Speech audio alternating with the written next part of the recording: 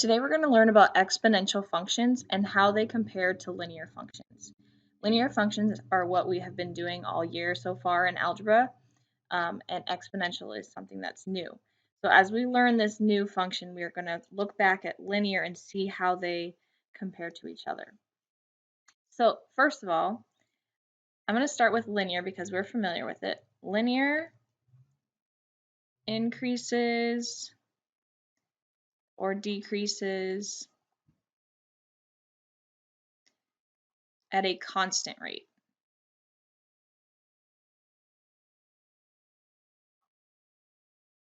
And that constant rate is adding or subtracting. Exponential, on the other hand, it can still increase or decrease, but instead of at a constant rate, it is at a rapid rate.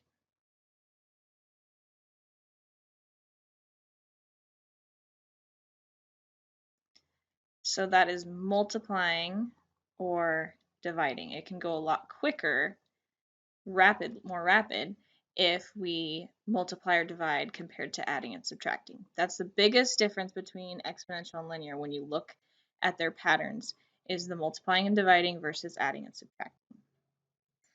A linear graph is linear, so it's going to make a line, could be an increasing line, or it could be a decreasing line. It could look very different, but it has some form of a line, straight line.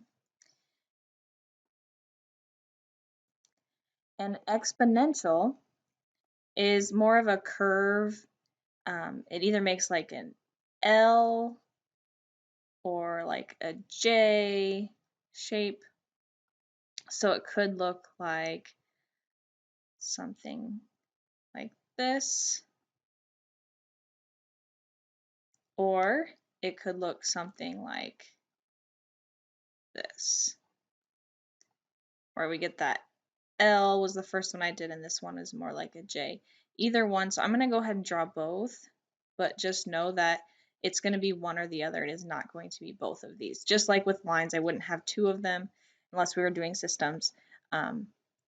One of them is an exponential function. The other one is also an exponential function, not together. Okay, then when we look at their equations, linear equations we've seen a lot of, y equals mx plus b. We've also seen standard form ax plus by equals c. And exponential looks a little bit different. It has a times b to the power of x. So that's really what makes them exponential, is they have that exponent of x. And it does have to be an exponent of x. It could not be an exponent of like 2 or 3 or a number. Those are different functions that we'll talk about later.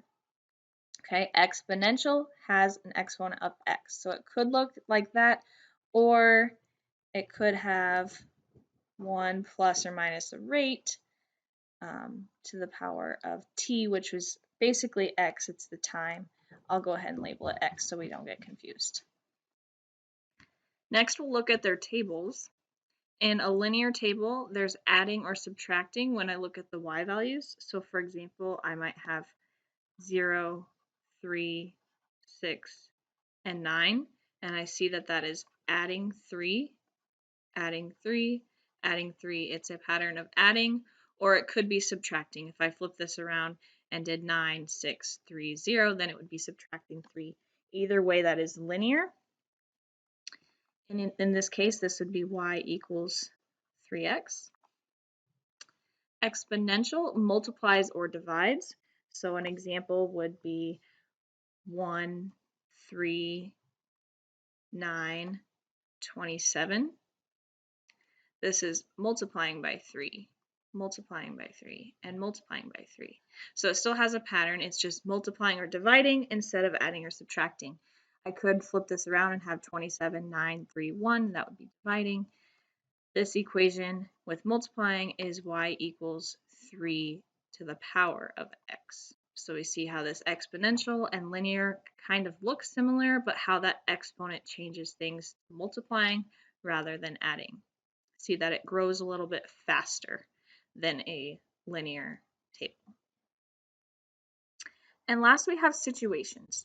So linear situations we've seen before. An example would be I babysit every weekend and get paid $50 per week.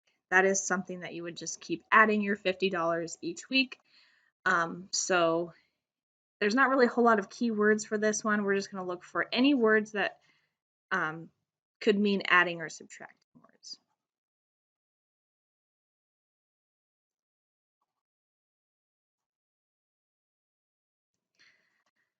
Exponential situations are a little bit easier to identify. So if you're given a situation, look for the keywords of exponential first. And if it doesn't have those, then it might be linear. I have a car loan for $12,000 and I pay 5% interest. So this is an example of an exponential situation because the interest is multiplying. Okay, $50 per week, you're just adding, interest multiplies. So some keywords would be percent. It might actually say the word percent or give the symbol percent. Double would be multiplying by 2, or triple, multiplying by 3, or quadruple, multiplying by 4, any of those words that mean multiplying. Or half would be an example of dividing, or it might say by a factor of something. Those are good clues that this is an exponential situation.